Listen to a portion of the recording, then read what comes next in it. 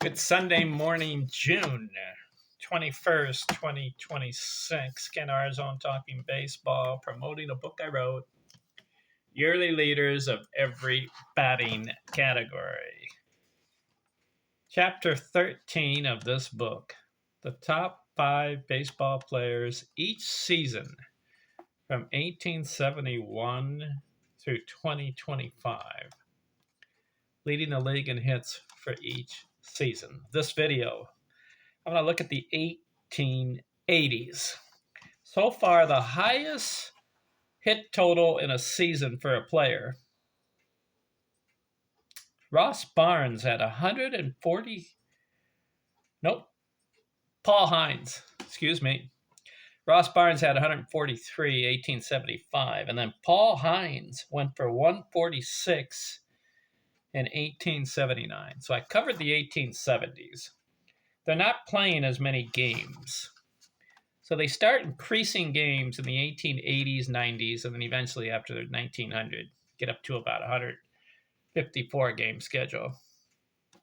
And then later on, it's changed to 162 game schedule. So obviously, the more the games, the more hits in a season for a player. So 146 for Paul Hines. Let's see if that can be broken in the 1880s. It will be. 1880, top 5. Abner Darrell Mipple, 126. Camp Hansen, 120. George Gore, 116.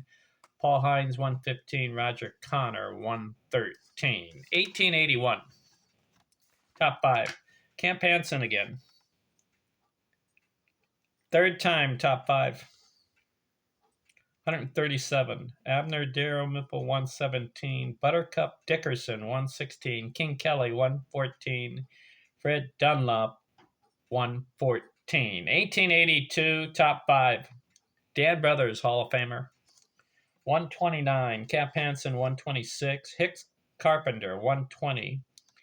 Joe Orr, Nung, and Abner Darrell Mipple, 117. 1883 season, top 5. Dan Brothers goes for 159. That's the highest so far.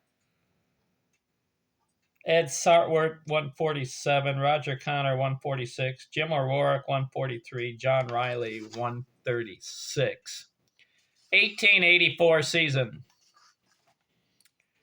Fred Dunlap goes for 185. That's the highest. They're playing more games. Orator Shafter, 168. Ezra Sutton, 162. Jim O'Rourke and Dave Orr, 162. 1885 season. Pete Browning, 174. Roger Connor, 169. Charlie Jones, 157. Harry Stovey, 153.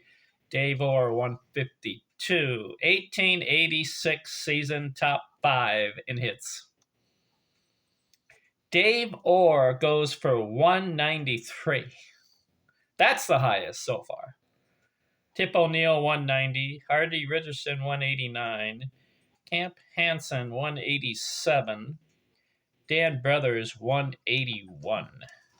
All right, now,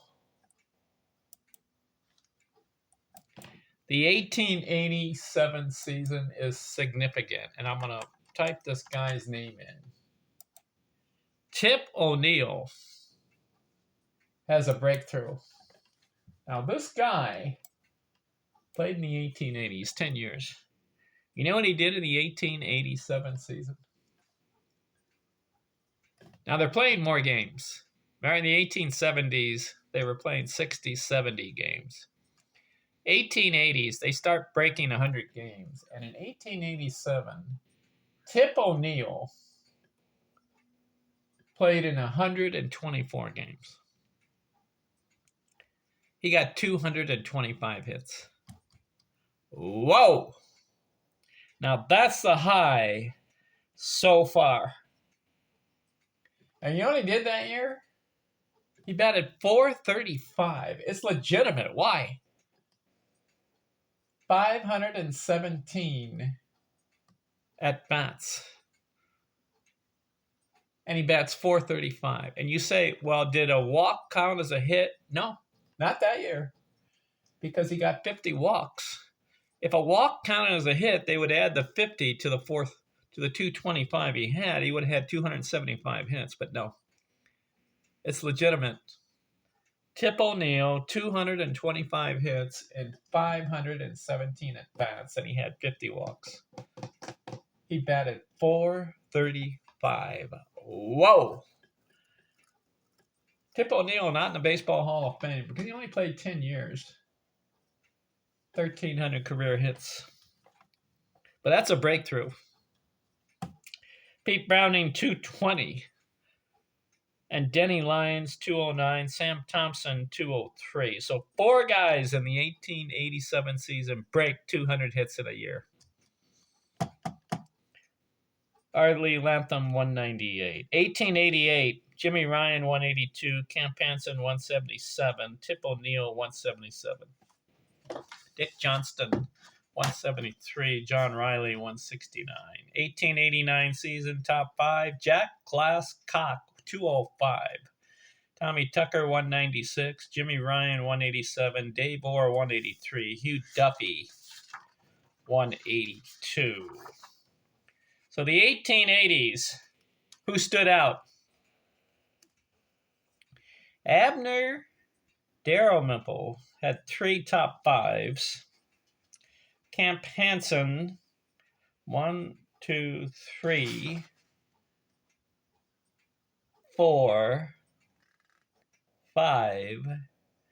5 top 5s for Camp Hansen. Roger Connor, a couple. Dan Brothers, a couple. Tip O'Neill, a couple. Got to give the 1880s Camp Hansen. He's a Hall of Famer. But how about Tip O'Neill's 225 hits? And that's the high so far. Let's see if someone breaks it as we go decade by decade. And it will be broken. Let's see who's the first player to do it. Does it? And how many games does he do it in? All right, next video, I want to look 1890s.